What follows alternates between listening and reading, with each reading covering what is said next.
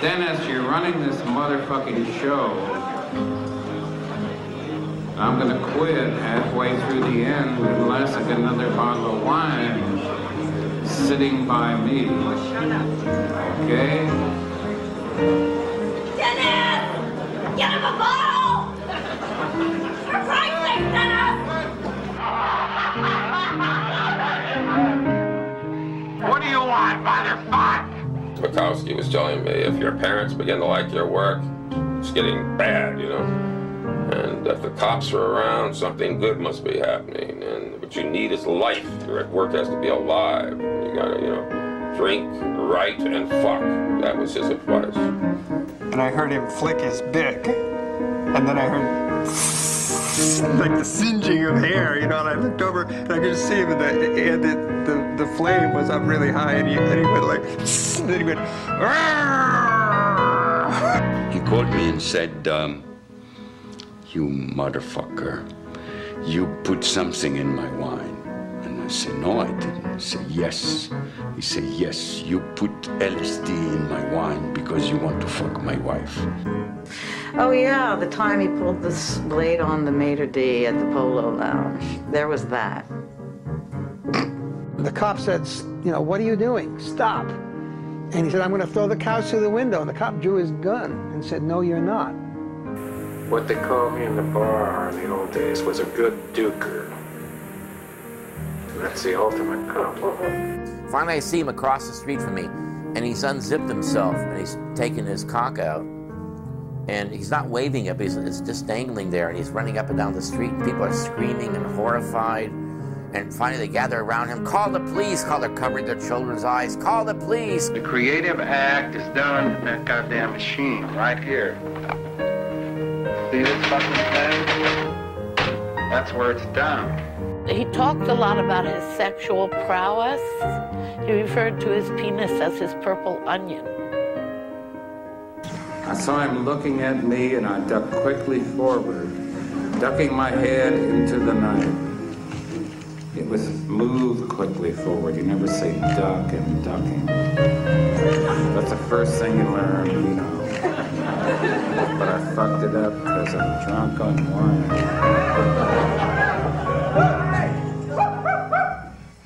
Forgive me. You have my soul and I have your money. I'll tell you something else occurred to me now, since you guys want to listen to things, want to listen to some shit. I feel like throwing this beer right in your face. Why? I'll tell you why. I always thought sometime in my life this time might come a little bit. Like guys marching in on me with cameras and all that shit. Somehow I almost felt it and knew it. And I was always going to crash it down and say, jam it up your ass. You know, the young blondes with the tight pussies came too late. The cameras came too late. Don't grin at me like that, it's true. They came too late, I'm too strong. The gods have really put a good shield over me, man. They really have. I've been toughened up at the right time and the right place.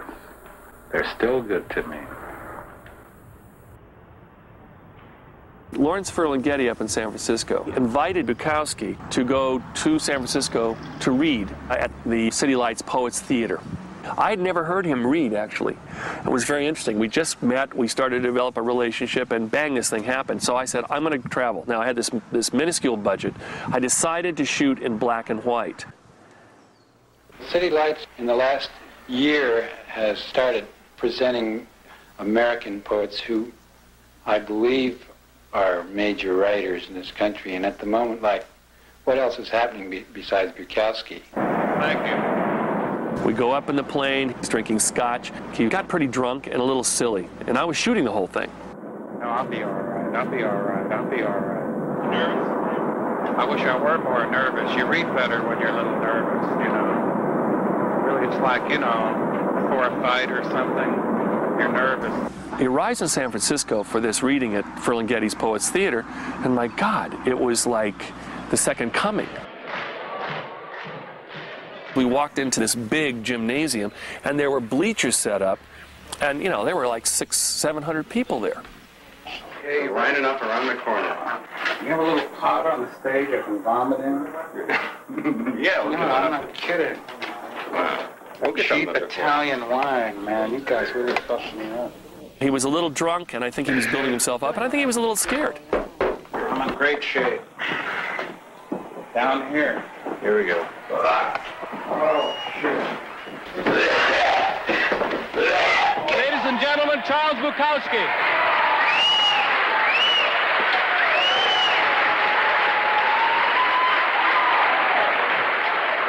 The poetry readings he did in Los Angeles would, you know, be 15 people, 20 people. You know, you get 30 people, it was a crowd. And here we walked into hundreds and hundreds, and it was a loud, rowdy audience. Do I know you? One more beer. I'll take you all of you.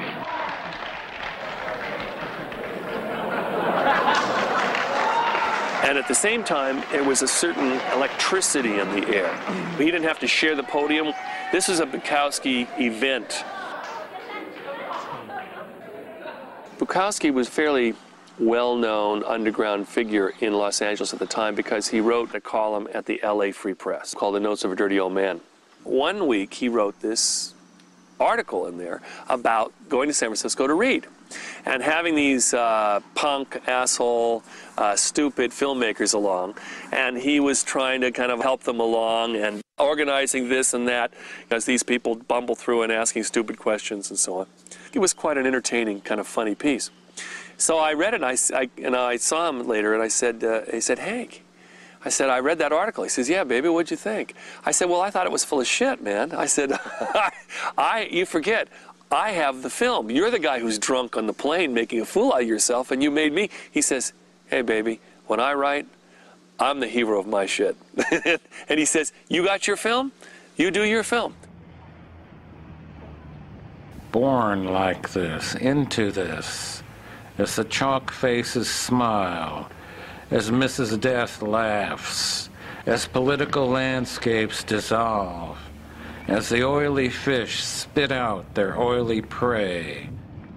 We are born like this, into hospitals which are so expensive that it's cheaper to die, into lawyers who charge so much it's cheaper to plead guilty, into a country where the jails are full and the madhouses closed, into a place where the masses elevate fools into rich heroes.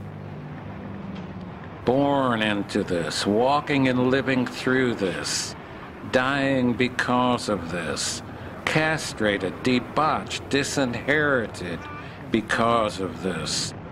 The fingers reach toward an unresponsive God. The fingers reach for the bottle, the pill, the powder. We are born into the sorrowful deadliness.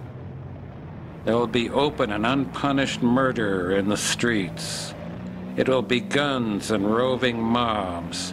Land will be useless. Food will become a diminishing return. Nuclear power will be taken over by the many. Explosions will continually shake the earth. Radiated men will eat the flesh of radiated men. The rotting bodies of men and animals will stink in the dark wind. And there will be the most beautiful silence never heard. Born out of that, the sun hidden there, awaiting the next chapter.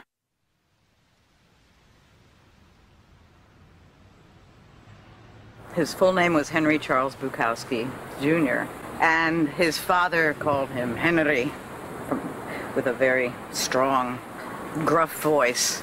So Hank was sort of the nickname for Henry. And Charles, just Charles Bukowski, especially being a writer, sounded a little better than Henry Bukowski. I don't know if I can make this on just 2 bottles, and maybe a 3-bottle rating. Liquor's like a symphony or like a classical song or something.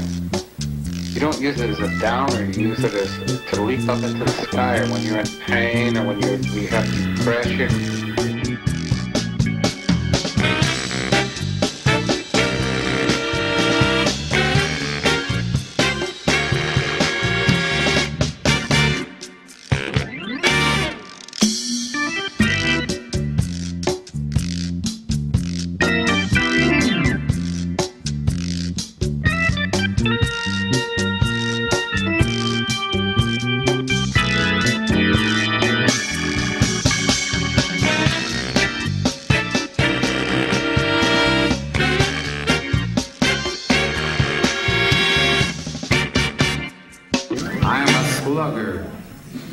Start reading this poem, and I hear this man's voice rising above the sound of my poem, I'm going to go over to him and kick his living ass right out of physically. I'm going to kick his ass right out of this goddamn hall. So watch it, man. I'll take you like a motherfucker.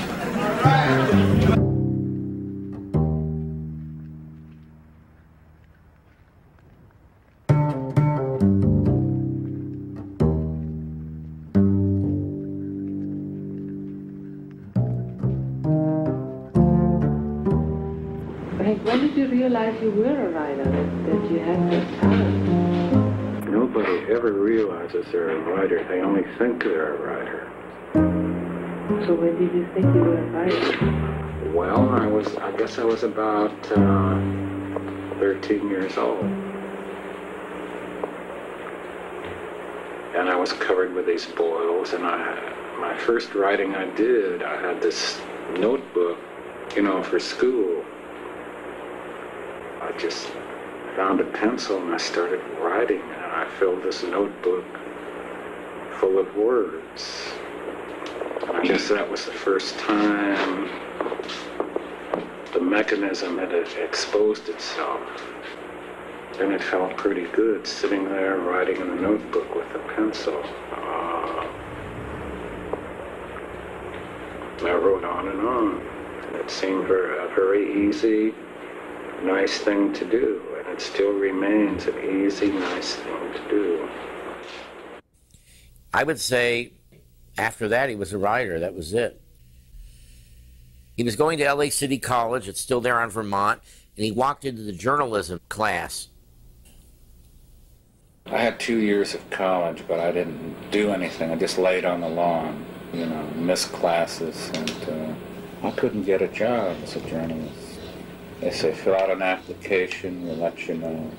And it's a very hard job to get on a newspaper.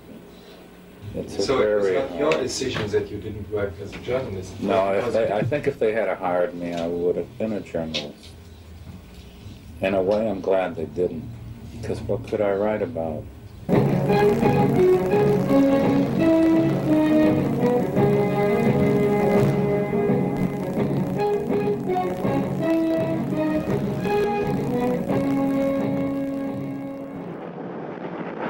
Did you ever went to the army? Oh, no. How you managed it not to go there? The psychiatrist would not take me.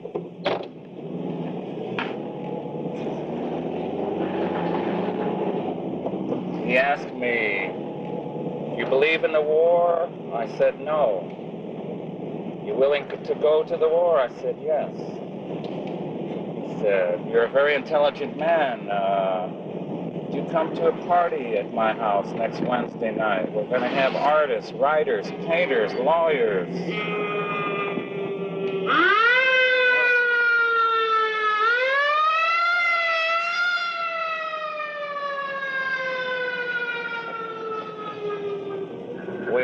I want you to come to my party next Wednesday night. Will you come to my party?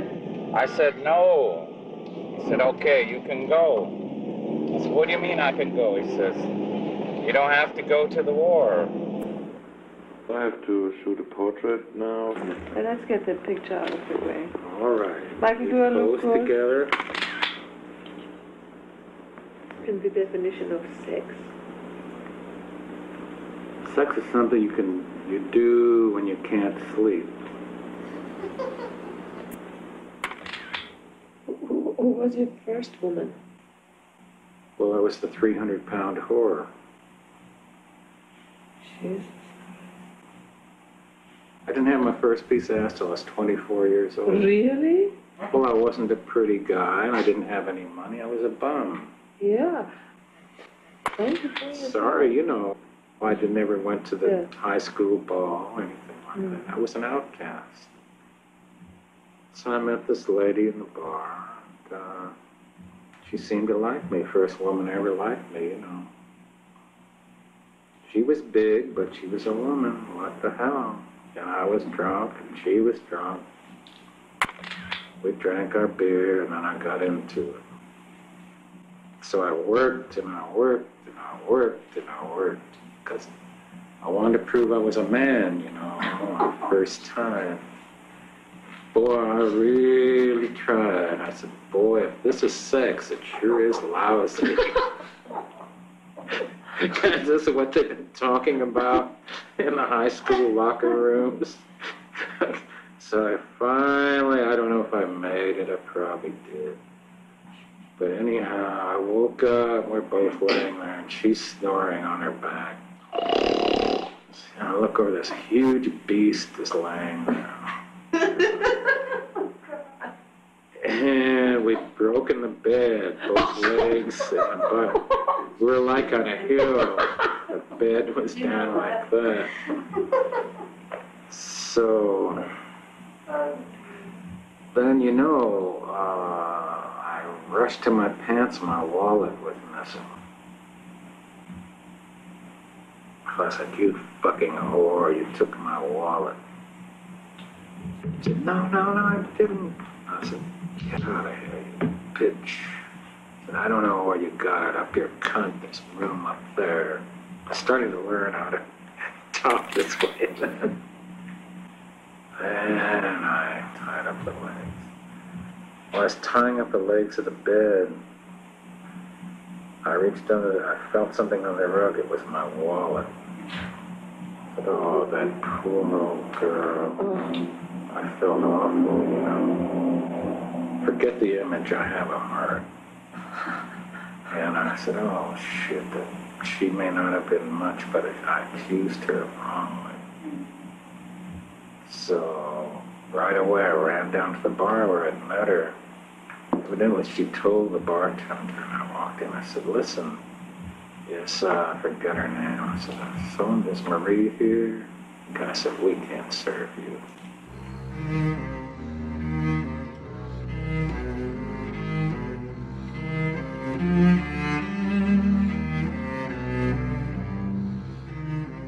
I think one of the reasons Bukowski wandered around the country was very simply a young man's need to see his country. And I think the other reason was he wanted to delve into life. He needed experience. And so he bought a ticket on Trailways, and he went all the way to Florida, as far as he could go. Now, he said to get as far away from my father as possible. Probably that's true. Then he headed back through New Orleans, and he was in El Paso. All through the 40s, he lived in one rooming house or one little cold water hotel room after another, looking for that golden sentence, you know, wanting to write that story that would put him up there in the charts. I would get a common laborer's job somewhere for a week or two, then live in a cheap room and type. I used to live on one candy bar a day. Cost a nickel. I always remember the candy bar was called Payday. That was my payday, 5 cents. And that candy bar tasted so good. I'd have it at night. I'd take one bite, and it was so beautiful. I wrote 4 or 5 short stories a week during this time. And I had them out everywhere. They came bouncing back. He was looking for his art, and he got rejections. And basically what he was getting, you're not good enough. Not you're not good, you're not good enough. And he heard it, and he understood it. Now, at that point, you can make a choice. Oh, well, to hell with it. Throw it out. I'm going to go get a profession, do something. Bukowski never did that. I was laying in bed one night, and I said, I'll just quit, to hell with it. And another voice in me said, don't quit. Save a tiny little ember, a spark, and never give them that spark, because as long as you have that spark, you can start the greatest fire again. I was working at a ladies' dress shop, and they made me work 2 hours overtime. I still kept the spark. I said, I will not quit. I will not let them kill me. So I'm walking out, and two guys in the office smoking cigars. Hey, Bukowski, come here a minute. They were laughing at me, and I knew they were laughing at me because I was just a slave, and I'm standing there. So I went home. It was a very long walk, and I remember the trees were frozen. It was in winter. It was in St. Louis, and the landlady had put these letters under my door. And I opened the one, and it said, we've accepted your short story. I said, oh, the fire I saved has a chance. But the funniest thing is they took a bad story.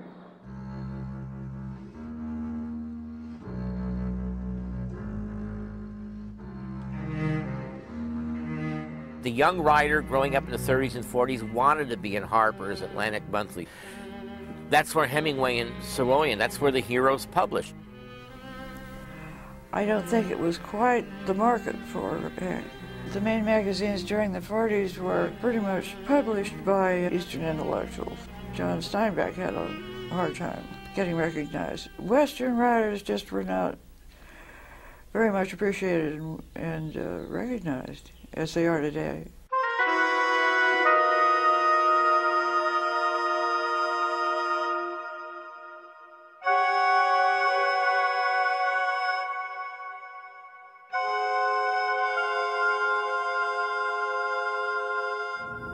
I was 24, 25, and she was around 35, and she just accepted me.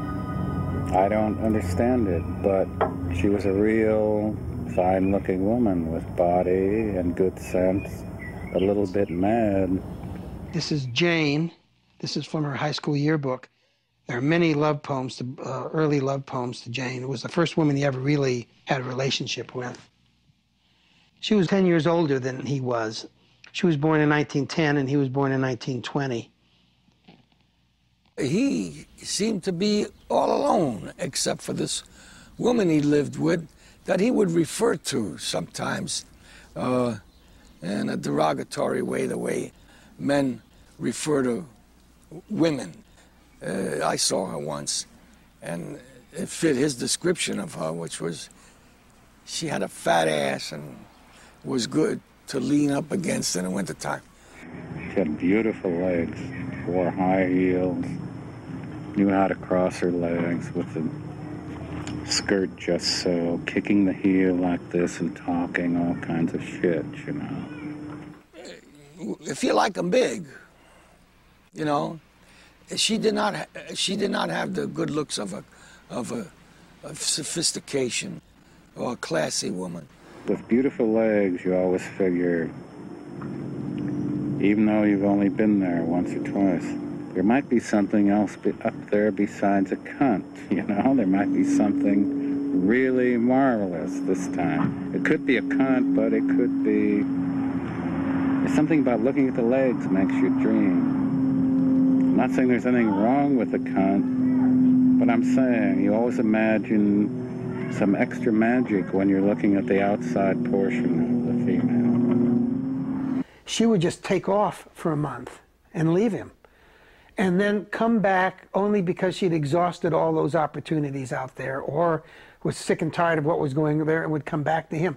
He was kind of like a home base only. They didn't have a really domestic life together.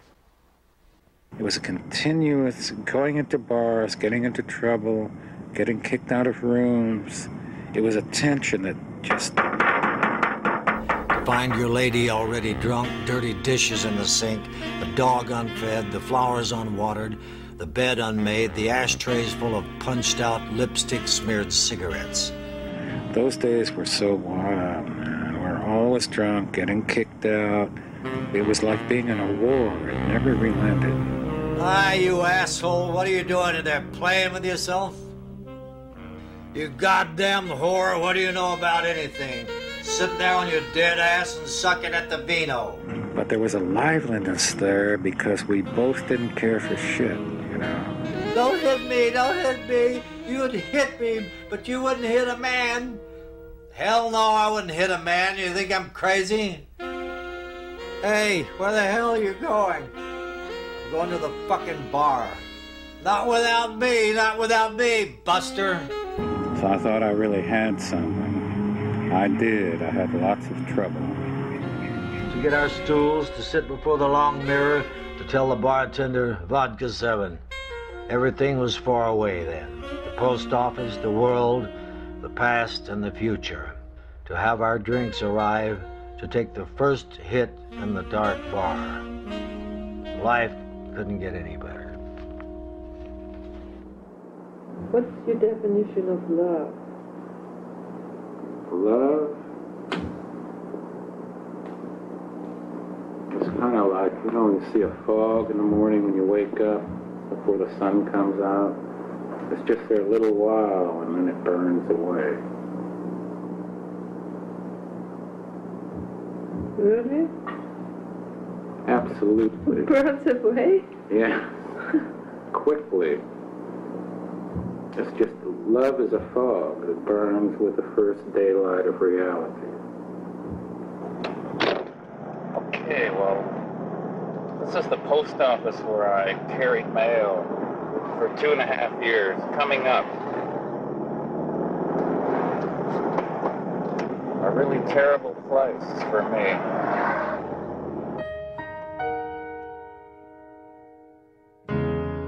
There was about 4 or 5 of us that were substitute carriers at the Oakwood station. I think especially first impressions were bad with him. The guy didn't wear clothes well, and he himself was big, which could have been an asset, but he carried himself like a big galoot, you know, and he had this heavy face with these heavy features that had to grow on you. Here it is. See what United States Post Office. 2.5 years of hell. Pure hell. He hated it, but don't blame the job, it was him. He just hated rules and regulations. He did as little as possible, and he and the boss were enemies and at odds, and the boss saw to it that he got all the dirty crap whenever he could dish it out to him. I wasn't enthusiastic about my job as the others were. In fact, I hated it, and I guess he could tell. And how can you hate a good job, the United States government? Lifetime security. To the postmaster, Los Angeles, California, please accept my resignation as a regular carrier. Effective 3/11/55, I find this occupation is detrimental to my health. I am bothered with ulcers, and the pressure and demands of the job are aggravating my condition. The post office had treated me well, is only that I must seek a more congenial occupation, and I regret the severance. Henry C. Bukowski, Jr. I had ulcers, you know, for a couple of years, very painful. I ignored them. I thought I was a tough guy. Finally, I just broke open. The blood came out of my mouth and my ass, and be surprised how much blood there is in a person. It keeps coming, and it's purple. Anyhow, they took me to the County General Hospital, and that was a rough trip. As I left the hospital, a doctor told me, "You take one more drink, you're dead." See, doctors lie to you often. I was supposed to die, and I just didn't. And it kind of felt like I had a free life, an extra life to work with. So I came out of there and got a job driving a truck, drank a lot of beer each night, bought a typewriter, and just started typing. Only this time it all came out poetry. The prose had gone somewhere. It's like the man who rose from the dead and he had a whole new life to live and did. I think that's often the case with a near-fatal illness in midlife. It sends someone off an entirely rejuvenated direction. I started writing hundreds of poems and sending them out. You know, poetry doesn't pay anything, but it was just a form I needed. It's kind of a passionate, pleasurable, selfish, nice form where you can scream a little bit, you know. I guess I needed to scream a little bit. Yeah. All I can say is that while he was drinking all through the 50s and 60s, he produced more poetry than almost any other person on the planet that I know of. The discipline of sending those poems out, because you get lazy. You have to go to the stationery shop and get the 100 envelopes. You have to go to the post office and get, maybe the fact that he worked in the post office takes an enormous amount of energy, and he did it every day.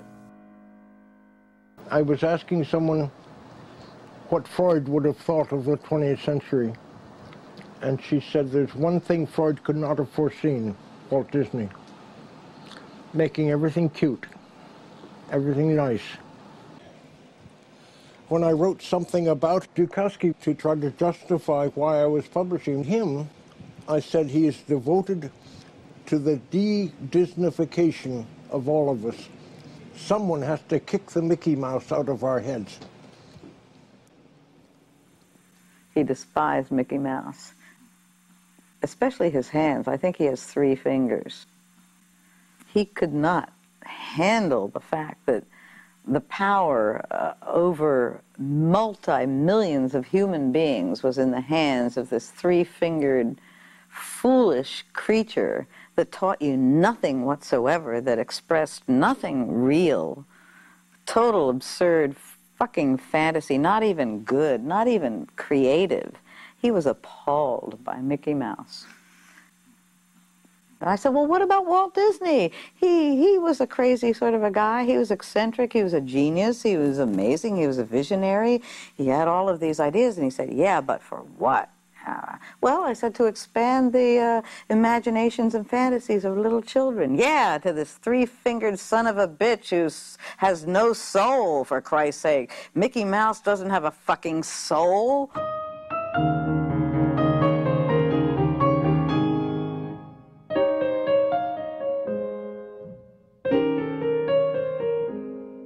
Dear Sirs, I was a regular carrier, Oakwood Station, with over 3 years' service.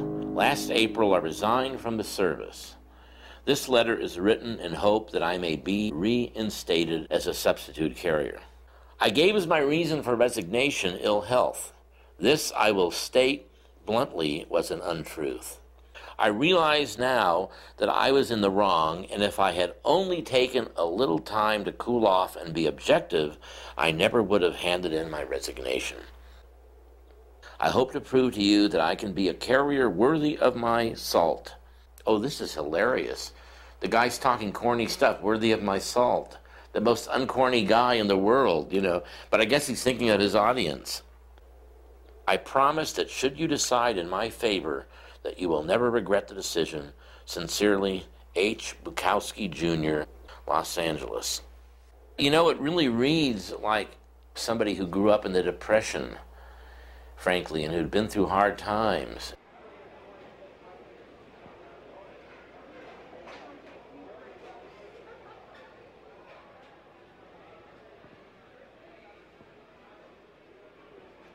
Is that 12 years in the post office? Really about 15, because I was a carrier for 3 years. And then I stuck for 12, 11 and a half stuck letters. But how could a man like you do that for such a long time? That's such a stupid work, only doing this. All my work was stupid, but it was at night. That helped, because I can't sleep nights anyhow. Of course, really what he was doing was getting a place that could be his little cave to write in. Once you get into a bureaucracy like the post office, it's a womb, and ultimately he may have hated it, but it was a regular paycheck. He knew he was going to get retirement. It was the thing that he'd made work for himself. He never really thought in his mind that he could live off his writing. He was Bukowski, the loner who never gets lonely. When he was drunk, he had to have some companionship. And he found my letter, and it had my phone number, and that was why he called me. He was very charismatic anyway, but when he was drunk, it was even more so. And so it was like meeting an elemental force of some sort. When I met him, he was going to work at the post office at night, and he would write every day before he went to work. And so he didn't see me very often. I had been having unprotected sex for 2 or 3 years, ever since I got divorced, and I did not think that I was going to get pregnant. So when I did get pregnant, I think that it had to do with the change in my emotional state because of my reaction to Kennedy's assassination. Anyway, I did get pregnant. So I decided I'll just talk to Hank and see what he wants to do. So he suggested right off that we get married. And he was kind of taken aback that I didn't want to get married. I really loved him, but I did not ever want to get married again.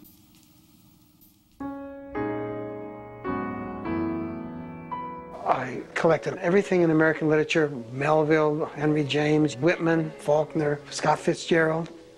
And then I was looking for that in post-World War II writing. And I found the Beats, you know, Ginsberg and Kerouac. And then one day I picked up a copy of The Outsider and read Bukowski, and all those people just faded into the background. This is the first letter I wrote Bukowski in October 1965, just saying, "Dear Bukowski, boy, are you a good poet." I was not a publisher at that time, and I had no idea that I would become one.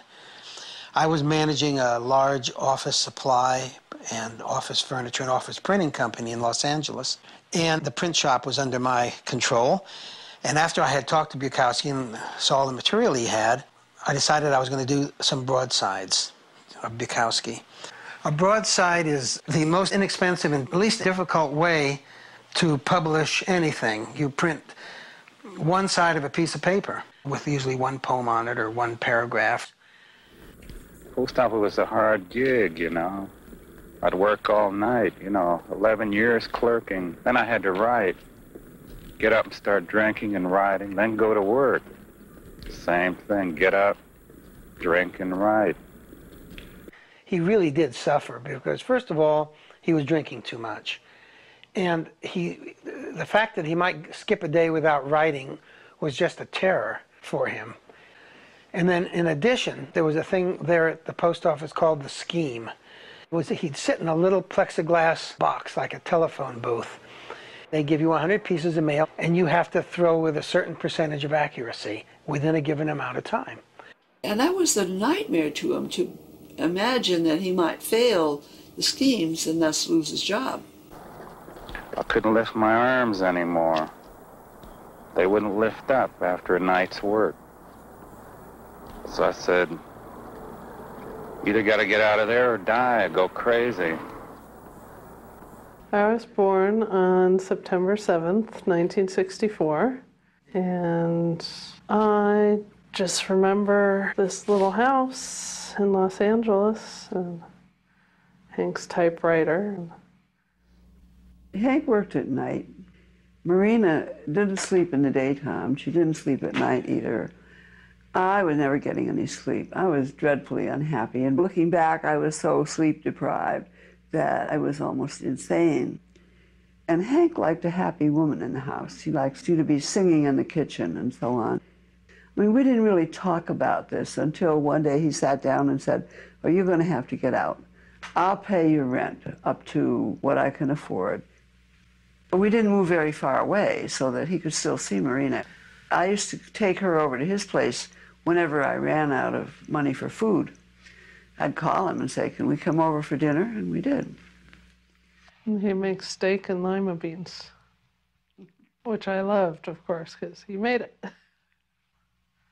I remember he liked to rest after he had a big meal, and of course I was little, wanted to play, so one of the things I liked to play was Batman and Robin, which went like this.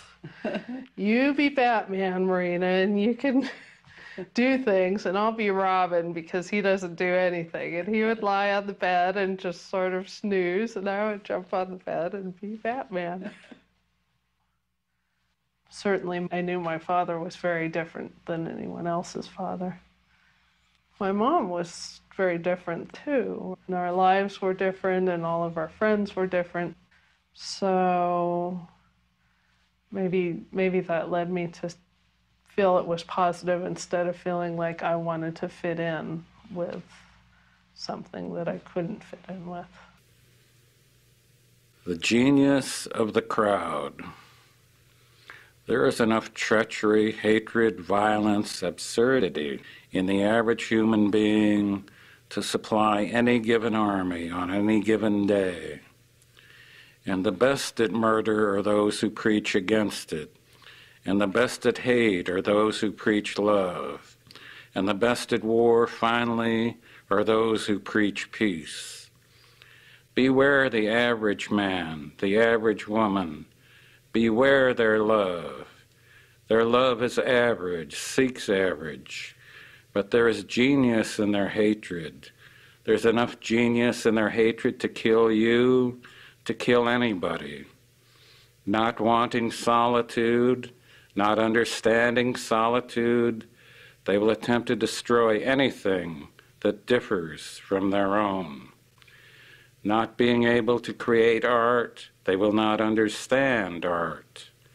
They will consider their failure as creators only as a failure of the world. Not being able to love fully, they will believe your love incomplete, and then they will hate you. And their hatred will be perfect, like a shining diamond, like a knife, like a mountain, like a tiger, like hemlock, their finest art.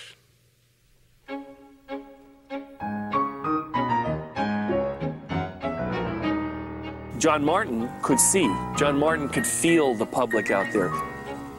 After a certain number of books, John Martin started to realize that there was going to be an audience for this writer, and that Bukowski needed to focus himself full time. And Bukowski was very resistant to that. If I go out there and lose my tenure at the post office, and lose my gig and my ability to support myself, and we fail, where do I go? You see, this man came by while I was still in the post office. John Martin, he publishes my stuff, The Black Sparrow. He came by one night. We sat down in his little dingy room and got out a piece of paper, and we figured out what it cost him to live. And he was putting down these amounts like $3.50 a month for cigarettes and $19 for food. You gotta remember, this is in the mid-60s. Rent was $80, child support was $15, and we came up with $100. And I said, "You could really get along on $100 a month?" And he said, "Yes."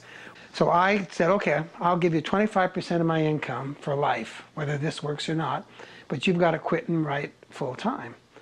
Very reckless. I didn't tell my wife. So I'll give you $100 a month for the rest of your life, whether you write anything or not. That's pretty good, you know. Well, it gets the rent anyhow. It may not get the child support, but it gets the rent. So that gave me some heart, you know. But didn't you feel kind of odd, like casting your fate with this guy who's this hard-drinking kind of wild man? No, because that was all overridden by the fact of who he really was, not the distorted part of him, but what he really stood for and what made him important. I mean, the first time I read him, I said, my God, this is today's Whitman. This is the man of the street writing for the people in the street. And when you get an opportunity, whether you're a banker or a hold-up man, you go for it. And there was Bukowski, and I thought, if this guy will commit his future work to me, that'll start me off. I said to him at the end of 1969, I know you're a poet, and that's what I'm planning to publish, and that's why I'm starting Black Sparrow Press, to publish your poetry. But if you ever could write a novel, that would be really great, because novels sell a lot better than books of poetry. But never thinking that he could or would. So he started work for me, $100 a month, on January 2nd, 1970. And he called me around the 25th of January and said in kind of a low-key way, come and pick it up. I said, well, pick up what? And he said, my novel. You said to write a novel. And I said, how could you write a novel in 3 or 4 weeks? And he said, fear. Bukowski hated those pastoral beginnings. It was a beautiful land, rugged. There were snow-capped mountains in the distance. And Tom Haney came along in his old jalopy, you know, that oh my God, Bukowski would say, why do they start with crap like that? That isn't real. And so, how does Post Office begin? What is the first line? It began as a mistake. I mean, what a great opening. Then the reader thinks, well, what began as a mistake? My life, you know, as a postal worker for 12 years, and here's the story. What did he finally do? For all the pain, for all the trouble of working there, he brings us a humorous novel. My name was Dom Muto, right? He changes it to Tom, which is legitimate. Moto, which is Japanese. I mean, didn't he realize that? No slur against the Japanese. It's a wonderful name either way. But where's his creativity? He could have called me Graziano or something, you know. Was the book accurate? The book was accurate. You know, my dad spent a lot of time in the bars, so I was drawn to places like that, dark places. My dad drank in the afternoon in really dark bars. And so I guess that's how it began. And of course, it's much more than that. But the place that I hooked into him was the fact that he was seemed to be a writer of the common people and street people, and looking in the corners of the dark corners where no one seems to want to go, and certainly not write about. And so, yeah, he seemed like he was the writer for the dispossessed and the people who didn't have a voice. I sold that collection to the University of California in Santa Barbara for $50,000. They were all first editions. This is back in the mid-'60s, and $50,000 was $50,000, and that's what I started with. And after about 2 years or 3 years, because I wasn't working, had no other income, I got down to $500. And I thought, well, it's back to work. This has been a great run, but it's over. And then that week, for the first time, more money came in than went out. And at that point, Bukowski and I were on our way.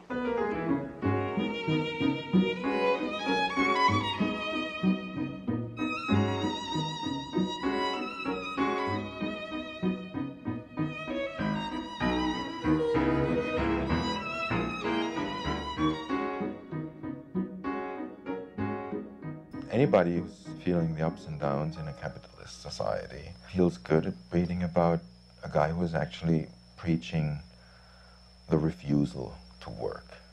What Factotum preaches is the refusal to work, not the abnegation of the Protestant work ethic, but, you know, the fundamental wrongness of it all, the incredible waste of a life dictated by others.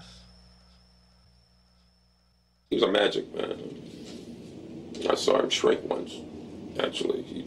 I was at Linda King had a party, And she invited me, and I probably shouldn't have gone because he didn't invite me. And Linda King was ferociously flirting with every man there. It was very awkward, kind of silly. So at the end of the party, there's like 8 or 9 people left, and I'm next to the door, and out of nowhere, he's at the door, there's 8 or 9 of us, and he just started this rage. And he's about 6 foot, 5'11", 6 foot, and I was watching him, and I didn't understand any of the words, but it was like a volcano was erupting, and everybody's kind of stuck in place, and I'm looking at him, and he started to reduce in size and height, proportionally. I swear to God, and I believe in God, I swear to God, he was 2.5 feet tall, as I see my hand now. You know, I saw him too, and I just didn't want him to get big again, so I turned around and went right out the front door. I was with my girlfriend, and she had her foot up there. I was going in circles in the street, stopping, starting, stunting.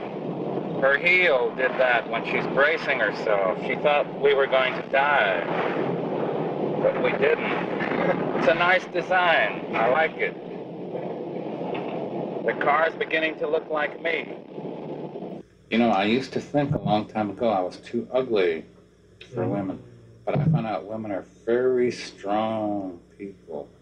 If you have something good to give them, you know, like your feelings, women are strong. They don't care